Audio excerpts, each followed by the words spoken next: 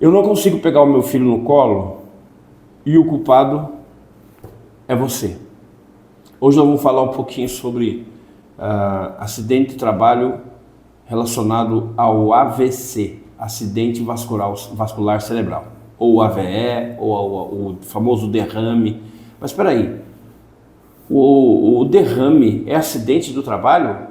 É isso que você vai saber agora. Eu também não sei. E a autoridade está aqui para falar, que é o médico do trabalho, o Dr. João Ernesto, que vai falar um pouquinho sobre o derrame, como acidente de trabalho. Se o profissional está trabalhando aqui e precisa ter lesão, se o cara teve um AVC aqui e o cara cai da cadeira e se machuca, qual foi o nexo causal? O AVC, mas ele se Dois machucou. fatores. Dois fatores. A primeira foi o AVC. Esse não tem nexo, concorda? Esse é intrínseco. Esse é intrínseco, ok. Mas depois, logo após, ele gerou um acidente. E caiu no chão, não abre CAT. Por que não abre CAT? Porque aqui não tem relação nenhuma. O chão existe, tanto na casa dele, como aqui no trabalho, vai existir em qualquer lugar, você concorda? Quer dizer que então, não importa se ele estiver no ambiente laboral dele. Exatamente. A não ser que ele esteja fazendo alguma coisa ou mexendo com algum equipamento, uma lixadeira, uma furadeira. O papel dele é pegar o estilete, como numa gráfica, e daí ele se furou. Beleza, ele está com o estilete na mão porque ele estava no ato de trabalhar. Ah, tá. Aí sim, agora eu entendi. Porque o que eu não estava entendendo é o seguinte, aquela hora a gente estava conversando, você estava falando, não, vamos voltar para a máquina. Pô, mas a máquina, na minha cabeça aqui, a máquina, e a questão era só a dimensão da lesão. Porque a máquina ia dar uma lesão muito mais forte para ele. Mas a máquina não tem fora. A máquina não tem na casa dele. Agora eu entendi. Aí o chão está ali e tem em qualquer lugar. Quer dizer que se ele estivesse aqui, ou estivesse na padaria, ou estivesse onde for, ele ia ter o AVC, ia cair e ia se machucar. Exatamente. É isso aí a questão. Então, isso aí. O AVC, para ser considerado acidente de trabalho, então, como o exemplo da máquina colaborador. o exemplo da máquina que você deu, ele teve o problema, estava operando a máquina, perdeu o braço. Muito bem. Essas máquinas, geralmente dentro de fábrica, quando a gente fala agora de prevenção, para que isso não ocorra, porque isso é todo mundo sujeito. Sim. Você sabe que não tem idade para dar isso, para dar infarto, para dar AVC, você sabe que não tem. A questão é a seguinte, essas máquinas não tem que ter sensor, não tem que ter alguma coisa que as trave no momento que isso possa acontecer. Isso pode acontecer com qualquer um. Elas têm que ser equipadas com equipamentos de segurança. Então, no caso desse, se existe um sensor, se percebeu que algo estranho entrou ali, ela tem que desligar. Ela tem que desligar. Por isso, então, que no começo do vídeo a gente fala aquela frase pesada que é: eu não posso pegar meu filho no colo e você é o culpado. Por quê?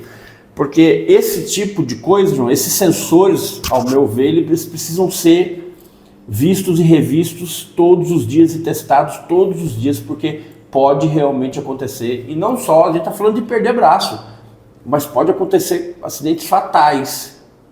Na internet tem muitos vídeos relacionados a isso. Né? Exatamente. Que a pessoa é puxada e é triturada. Exatamente. Então você pode criar não só questão de sensores, mas também de barreiras físicas.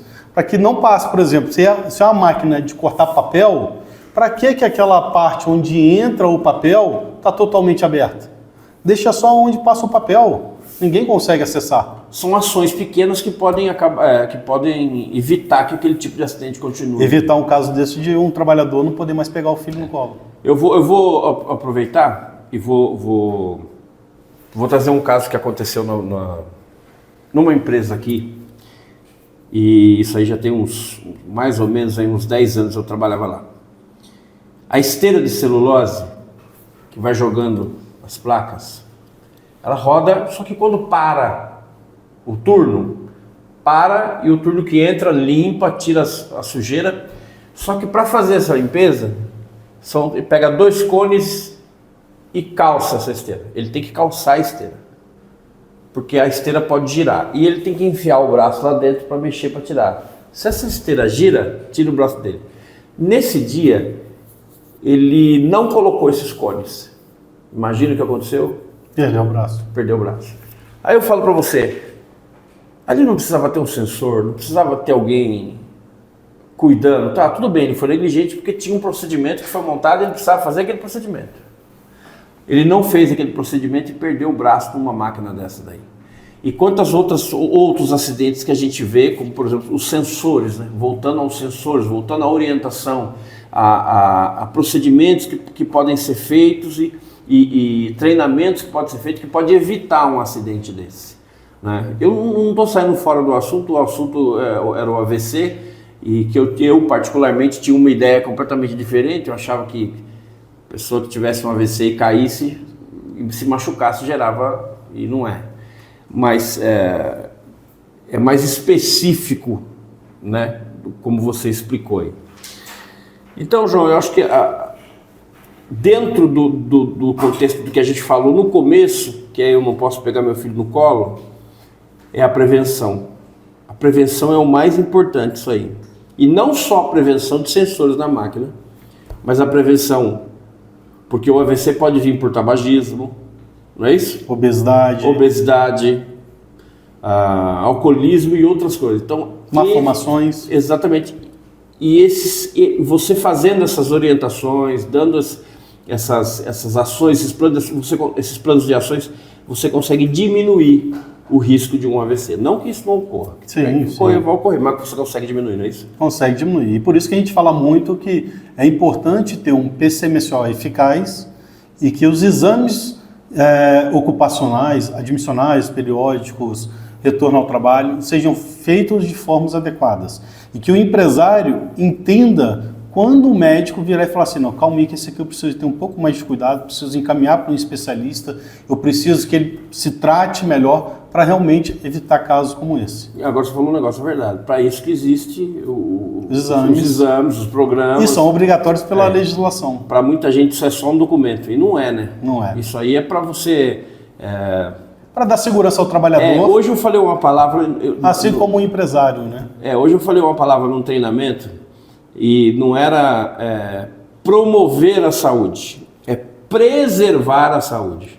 É isso aí. Então, a preservação da saúde do trabalhador. Então, isso é de extrema importância. A medicina ocupacional, ela é de extrema importância em qualquer empresa que tenha funcionário CLT funcionando direitinho. Bom, esse foi aí mais um podcast nosso aí sobre o acidente vascular cerebral, o famoso AVC, o derrame, o AVE, do jeito que você quiser. São várias nomenclaturas aí. Quero agradecer ao Dr. João, que mais uma vez aqui, numa discussão boa e acalorada, esclareceu a respeito do acidente vascular cerebral como acidente do trabalho. E não esquece de você compartilhar, curtir, deixar um joinha, deixar o seu comentário aí, tá? E segue a gente na @LeaderMed oficial. A LeaderMed, ela é mais do que uma clínica, ela é a própria excelência.